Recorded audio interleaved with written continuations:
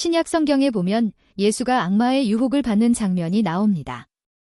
그 장면에서 악마가 이런 말을 합니다. 돈과 권력은 나에게 주어진 것이다. 내가 내게 경배하면 이 모든 것을 너에게 주리라 합니다. 물론 예수는 이를 거절합니다. 기록되었으되 너의 하나님을 시험치 말라 하면서 말이지요. 이 신화는 매우 유명합니다. 돈과 권력을 마다한다는 건 쉬운 일이 아니기 때문입니다. 이로써 예수는 스스로 하나님의 적자임을 입증했다고 할 수 있습니다. 그런데 여기서 대단히 흥미로운 것은 돈과 권력이 원래부터 악마에게 주어진 것이라고 하는 악마의 주장입니다. 이게 사실이라면 하나님은 본래부터 돈과 권력을 악마의 존재 속성으로 인정하셨음을 살필 수 있습니다. 그렇다면 이 세상은 악마의 것이라고 하자낼 수 없습니다. 이 세상을 지배하는 것은 돈과 권력이기 때문입니다. 어느 시대에나 마찬가지였습니다. 물론 지배한다고 해서 그것의 주인이란 말은 아닙니다. 주인은 역시 하나님일 것입니다. 그러나 지배받는 사람, 당자의 입장에서 볼 때 세상은 악마의 것으로 비치게 될 가능성이 높습니다. 부처님 설화에서도 이와 같은 류의 이야기가 등장합니다. 부처님은 원래 고대 인도의 작은 왕국의 왕자님이었고 그대로 그 신분을 유지하고 있으면 언젠가 임금님에 등극할 분이었습니다. 그런데 부처님은 29살의 나이에 그 모든 부귀와 영화, 권력을 내동댕이치고 궁궐을 빠져나와 깊은 숲속으로 들어가 버리고 맙니다. 오늘날 세속에서 흔히 말하는 출가였습니다. 부처님이 그렇게 출가한 이유로 드는 것이 무상관입니다. 인간의 생로병사라는 반복되는 생의 허무함을 타파하기 위하여 부귀영화의 속을, 궁궐을 박차고 뛰쳐나왔다고 하는 것입니다. 무상관은 이 세상은 번뇌로 가득하며 항상성이 없다고 이해합니다.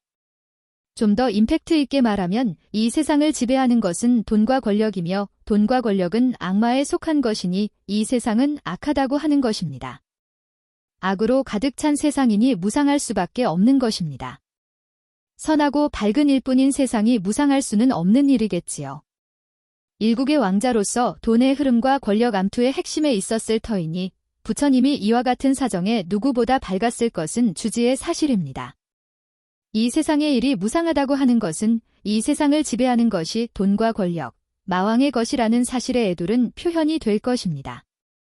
위에 예수님 신화나 부처님 설화를 곰곰 음미해보고 있으면 한 가지 중요한 사실을 어렵지 않게 캐치할 수 있게 됩니다.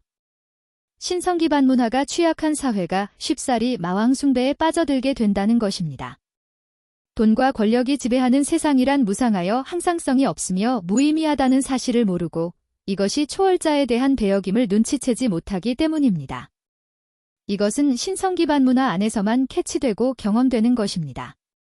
사회 저변에 신성의 영역이 자리 잡고 있지 않으면 돈과 권력이 지배하는 세상이 악마가 지배하는 세상임을 이해하지 못합니다. 세상은 돈과 권력이 지배하게 되어 있습니다. 어떤 세상이나 마찬가지입니다. 그게 세상이요 세계이기 때문입니다. 그러나 그렇다고 해서 세상은 어차피 돈과 권력이 지배하게 되어 있고 악마의 것이어서 어쩔 수 없다고 하고 말까요? 돈과 권력이 지배하는 세상은 엘리트가 지배하는 세상입니다. 돈과 권력이란 그 사회의 상위 몇 프로의 엘리트들에게 집중하는 것이기 때문입니다. 엘리트들이 지배하는 세상에서 일반 백성이나 시민, 서민들은 배제되고 소외되어 허덕일 밖에 없습니다. 삶의 초토화, 생의 무상성 속에 함몰되어 생의 괴로움의 바다를 헤매는 삶밖에 허여되지 않습니다. 그래서 일반 사람들은 누구나 알게 됩니다.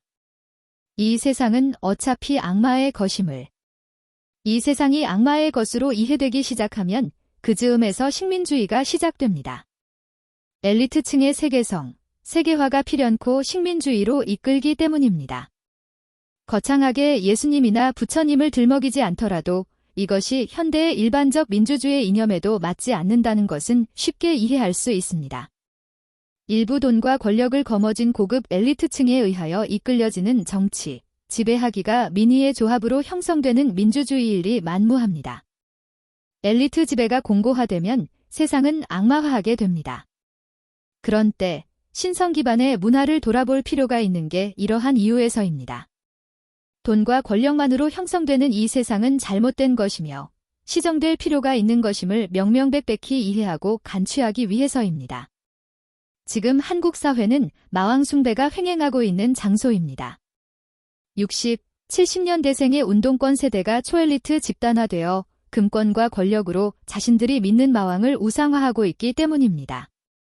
이들이 믿는 마왕은 첫째, 돈입니다. 주식입니다. 부동산입니다. 세계화입니다. 둘째가 김일성입니다. 조지 소로스입니다. 블랙록입니다. 한국 사회만큼 물신과 유물론에 사로잡혀 있고 마왕 숭배의 혈안이 되어 있는 장소는 세계에서도 보기 드뭅니다. 그러므로 지금 한국 사회는 신성 기반의 문화에 눈을 돌릴 필요가 있고 가장 시급히 요청되는 바의 것이라고 할 수 있습니다. 그러나 한국 사회가 이런 마왕 숭배의 물신 사회가 된 것은 운동권에만 그 책임이 있는 것은 아닙니다. 전통적으로 그런 측면이 있었습니다. 정도전의 불시잡변에서 그 근간의 일단을 찾을 수 있습니다.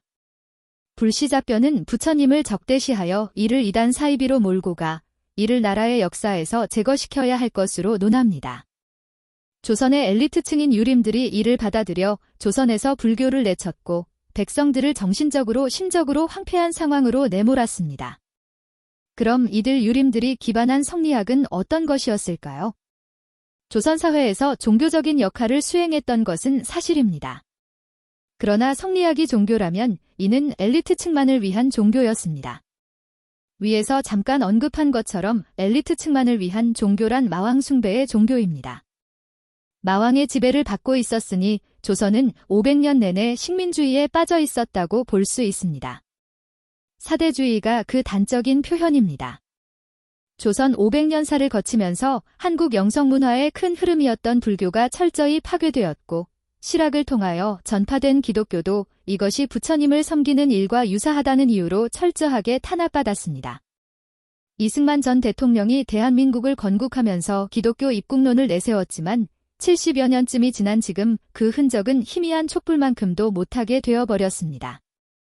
한국 사회가 어떻게 영성문화를 회복할까가 앞으로 한국의 미래를 결정하는 시금석이 되리라고 봅니다. 새로운 영성 찾기에 성공한다면 한국이 되살아나올 수 있겠지만 그렇지 않다면 이 땅은 지옥화되고 사람이 살 수 없는 무간지옥 그 자체가 될 가능성도 높습니다. 조만간 마왕이 한국 사회에 강림하여 실체화될지 모릅니다. 그게 김일성일지, 김정은일지 아니면 다른 무엇, 외래의 세계화론자들 블랙록일지, 조지 소로스일지, 로스차일드일지 잘은 모르겠지만 하여튼 시민사회가 초토화될 것만큼은 불을 보듯 뻔한 일입니다. 안타까운 일입니다.